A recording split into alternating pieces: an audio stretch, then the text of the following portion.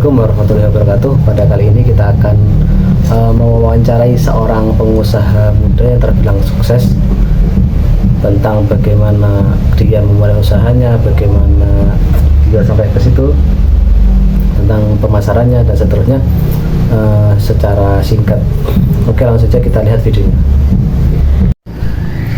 Oke, kali ini kita akan mewawancarai salah satu pengusaha muda yang sukses di usia mudanya. Beliau ini merupakan salah satu teman saya yang kebetulan, ya memang bukan kebetulan, sudah takdirkan itu usaha TP-nya itu terbilang sukses kalau menurut saya.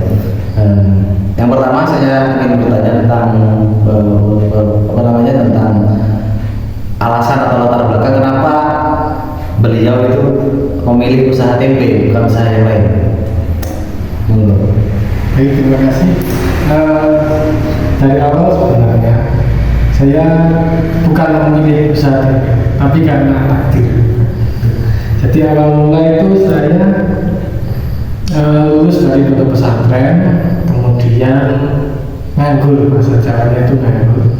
Nah, di saat nganggur sering tidur karena pondok ada ya, sering turun bahasanya. Setelah itu karena saya tuan dan sering goreng-goreng sama orang tua, akhirnya mencari kerjaan. Nah, kala itu saya juga akan kuliah di masuk semester 1 di Brani.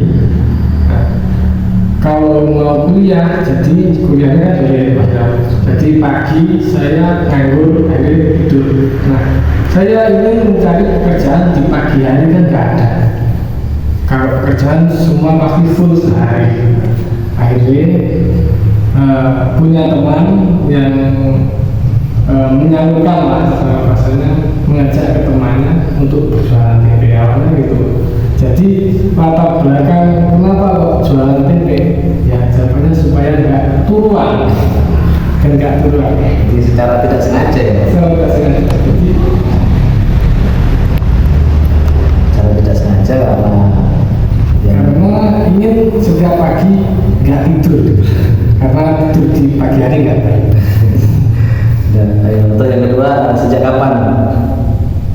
kapan jenengan itu mulai usaha tempe ini?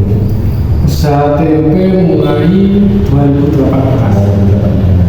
Awal kuliah, akan masuk kuliah sih. Berarti awal sih ospek, kemudian saya mulai merintis TP dari nol. Jadi sekarang 2020, berarti sudah 5 tahun ya? Hampir 5 tahun. Untuk pembuatannya tempe sendiri, bahan-bahan yang diperlukan itu apa saja? Kalau bahan yang diperlukan cukup ragi sama kedelai. Ragi dan kedelai. Bahan utamanya cuma dua itu. Hanya kedelai. Kemudian mungkin bisa dijelaskan proses pembuatan tempe secara singkat. Proses pembuatan tempe secara singkat. Yang pertama, kita kan sudah menyiapkan kedelai sama ragi ya. Nah, kemudian kedelai itu direbus setengah matang selama kurang lebih 1-2 jam setengah matang. Nah, kemudian setelah direbus kedelai dipisahkan sama kulitnya, dicuci, dirembang, dipisahkan sama kulit arinya. Nah, kemudian direndam lagi untuk pengasaman. Setelah pengasaman, keesokan harinya direbus. Kedelai itu direbus, setelah mendidih ditiriskan sampai dingin. Setelah itu baru proses peragian. Setelah peragian terus packaging. Bagian packaging kemudian bisa pemasaran. Nah, mungkin dalam proses pembuatannya itu dalam usaha ini mempunyai karyawan. Satu orang. Kemudian dalam satu kali pembuatan itu berapa kilo atau mungkin berapa sak atau berapa yang dibutuhkan dalam satu kali pembuatan tempe? Kalau hari biasa, hari seperti ini biasanya sampai 60 kiloan.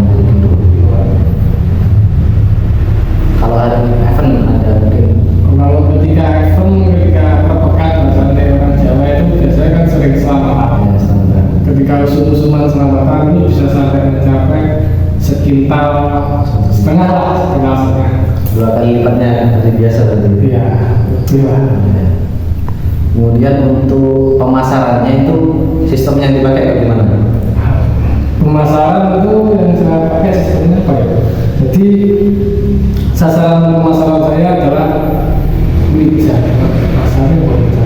Tukang sayur keliling ya? Tukang sayur keliling, kemudian toko-toko warung-warung, itu sasaran saya pertama itu karena ya memang harganya lebih miring dari harga saya, cuman kan bisa jual banyak. Kemudian omset atau penghasilan itu dalam satu kali siklus pembuatan tempe sampai penjualannya itu kira-kira berapa? Kalau omsetnya keseluruhan ya, keseluruhan itu biasanya saya minimal 1 juta hingga 1.400.000. Berarti satu hari itu sekitar 1 juta ya? Sampai 1 juta? 1.200.000 lah. Itu masih kotor, belum dipotong dengan modal itu. Jadi yang pasti itu antara 1 juta produksi 60 kilo itu antara 1 juta sampai 1.200.000 yang pasti. Karena kan ada harga grosir, ada harga ecek. Jadi tidak selalu sama. Terus kalau modalnya itu habis berapa kira-kira? Modal kalau dari saat ini habis sekitar 650 lah kita. Berarti mungkin setengah dari total penjualan itu habis di modal sih. Nah, kemudian ini yang menjadi pertanyaannya mungkin yang menjadi penasaran itu kendala atau mungkin permasalahan yang jenengan hadapi ketika dulu merintis itu sulitnya kayak gini gitu. Kemudian juga sekarang kalau mungkin sulitannya kan pasti berbeda. Bisa dijelaskan?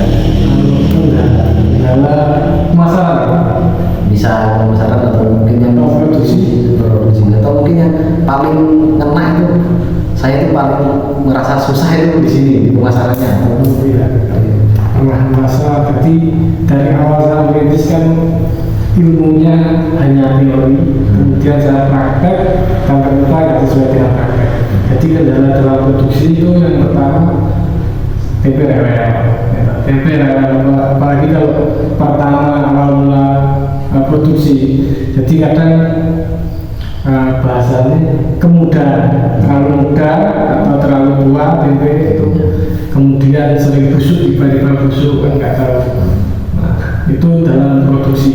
Kalau dalam hal pemasaran, kalau dulu saya awal mula buat itu pertama pasti malu karena tidak pernah ke pasar ya. Kemudian gak kenal siapa-siapa, terus mau promosi juga nggak berani, sekali berani promosi contoh bu tempe betul nas juga rapi, soalnya pertama kalau mental itu belum terbentuk. Jadi ketika powo bagi pasarnya bu tempe betul mas Belum ada langganan. ya, ketika itu belum ada langganan, soalnya kalau tempe kan banyak di mana-mana juga menjamu orang. Kalau saat ini mungkin sudah punya langganan, akhirnya kendalanya cuma ketika pelanggan nggak berangkat atau libur, tempe yang sudah diproduksi itu yang jadi kendala. Nah, siapa yang mau jual gitu kan? Atau ketika pelanggan minta mendadak, minta banyak. Nah, terkadang kita juga nggak punya stok, akhirnya kan nggak enak kalau pelanggan itu kecewa. Ya, mungkin itu saja mungkin wawancara kami dalam pembuatan pengusaha tempe ini. Mungkin dari wawancara itu mungkin nanti bisa teman-teman ambil kesimpulannya bahwa setiap usaha itu tidak ada yang mulus, seperti banyak diraih itu melalui banyak kendala dan juga banyak pertanyaan. Mungkin itu saja dari saya. Terima kasih untuk Mas Fahmi sudah meluangkan waktunya untuk saya. Terima kasih juga. Ini dari Banyuwangi. Banyak. Dari Banyuwangi. Jadi kalau mungkin teman-teman mau usaha tempe atau belajar bisa ke beliaunya, bisa langsung ke daerah kami langsung boleh. Oke, sekian dari kami akhiri. Assalamualaikum warahmatullahi wabarakatuh. Waalaikumsalam. Dari hasil wawancara tadi dapat disimpulkan dua hal. Yang pertama, alasan mengapa saudara Fahmi memilih pengusaha tempe ini. Yang pertama karena ketidaksengajaan diakibatkan beliau yang selulus dari pondok belum memiliki kerja dan mencari pekerjaan yang hanya sibuk di waktu pagi hari. Kemudian mengapa beliau bisa sukses? Karena beliau tidak pernah menyerah meskipun sering gagal dalam pembuatannya.